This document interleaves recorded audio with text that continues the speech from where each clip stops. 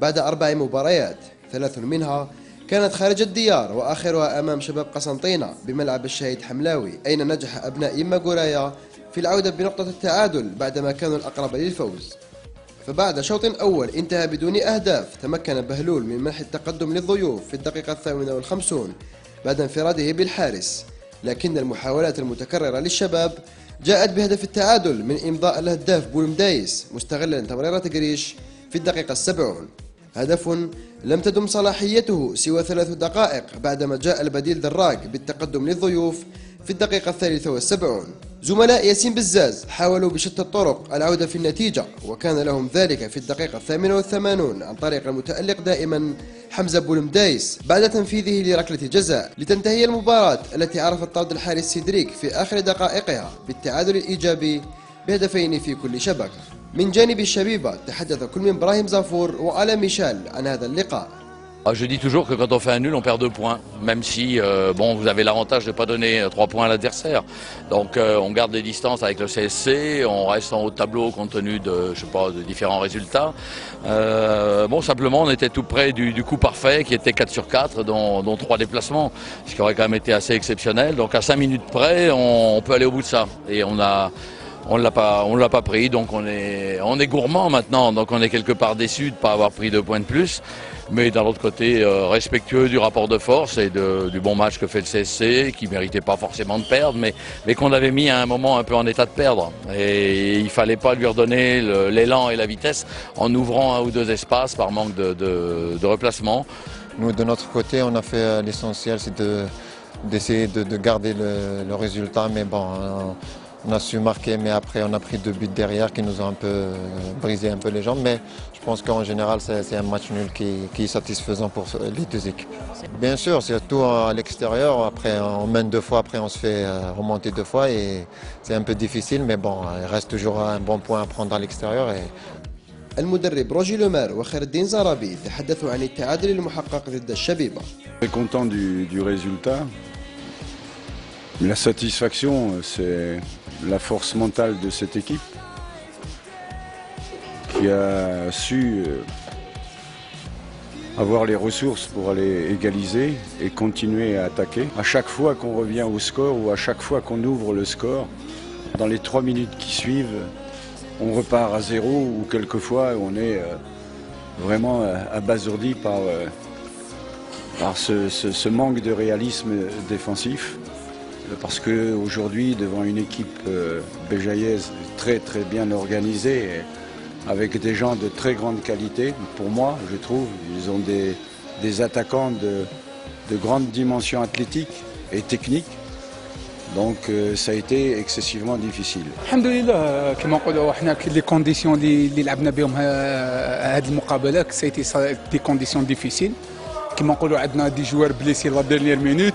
On se retrouve avec 2 défenseurs axiaux qui ont joué milieu terrain défensif. Je pense qu'on a créé des occasions. Ça a été un bon match. On a pris 1 point.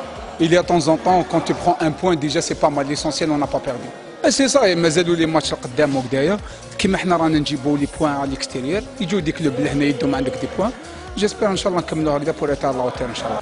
قمة الجولة تنتهي بتعادل يمكن تصنيفه في خانة الثامن للشباب، والشبيبة البجوية تنصب نفسها في ريادة الترتيب، مؤكدة بذلك انطلاقتها القوية هذا الموسم وعزمها على المنافسة بقوة في مشوار اللقب.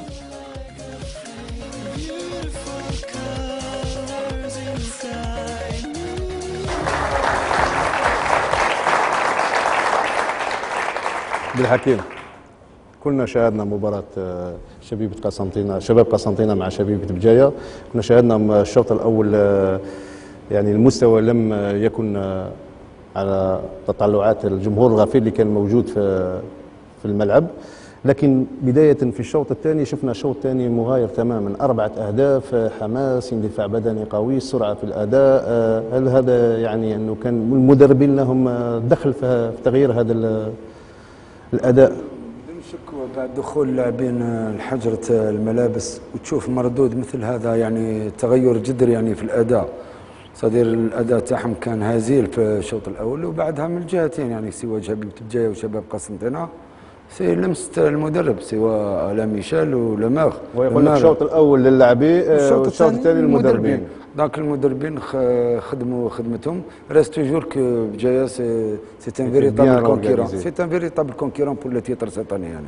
سي اون ايكيب كورياس، ils ont fait une équipe jeune. Ils n'ont pas fait de folie.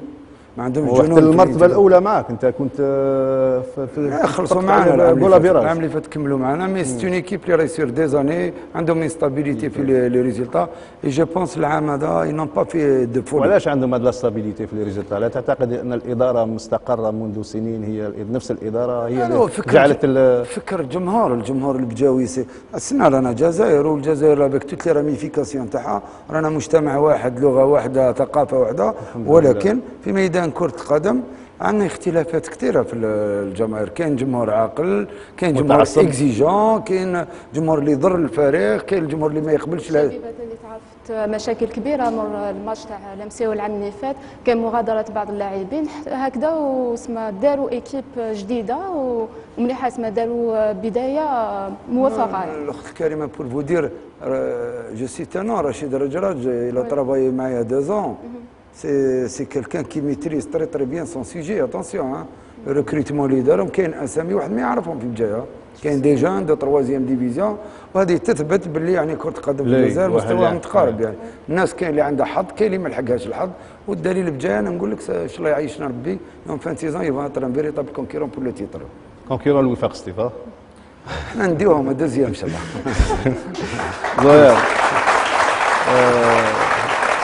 وشاهدنا دفاع شباب قسنطينة، يعني دفاع غير منضبط كما قلت وقالها روجي لومير.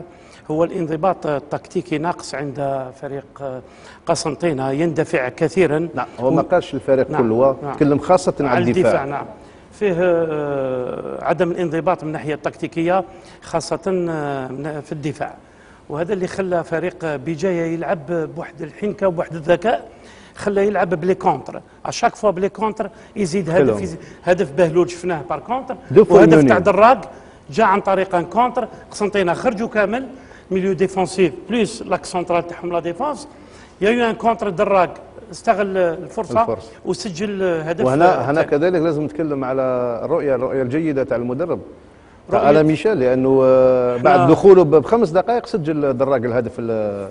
فعلا على ميشيل معروف، جاز على سانتيتيان، جاز على غرونوب، جاز على فرق كبيره في فرنسا. وهنا كذلك على فريق كبير مولودية الجزائر، ولعب وكان مدرب تاع مولودية الجزائر. نظن انه الحنكه نتاعو والتجربه خلاته يشوف هذه الثغرات وبها. نقدر نقول انه فاز تكتيكيا على لومير. فعلا تكتيكيا، لانه لومير رمى لا بال للاعبين. قال هما يتكلموا دائما على الثقافه التكتيكيه. السي عبد الحكيم صرار موجود معنا وسيد احمد عواج، ثقافه تكتيكيه عند اللاعب الجزائري ناقصه شويه. هو معنا لاعب سيد احمد، حبيت نسقسيك على ابو المدايس اللي راهو مسجل 6 أهداف. يعني انت تعرف هذا اللاعب اكيد عنده امكانيات كبيره، ماكش تمني لو كان انت راك مسجل 6 أهداف لحد الان؟ نقول لك ما كانش واحد جوار ان اتاكون ما يتمناش يكون بيتر شامبيون، يتمنى يكون في ليكيب ناسيونال. وبو المدايس نعرفه وين عندها دي بون كاليتي، عندها امكانيات كبيره ويروح بعيد ان شاء الله. كيما يقول لك توجور ان اتاكون ليدي تاعه مارك لي بيت، توجور المهمه تاعه هو لازم يهز الشباك. والحمد لله هو كيما يقول لك راه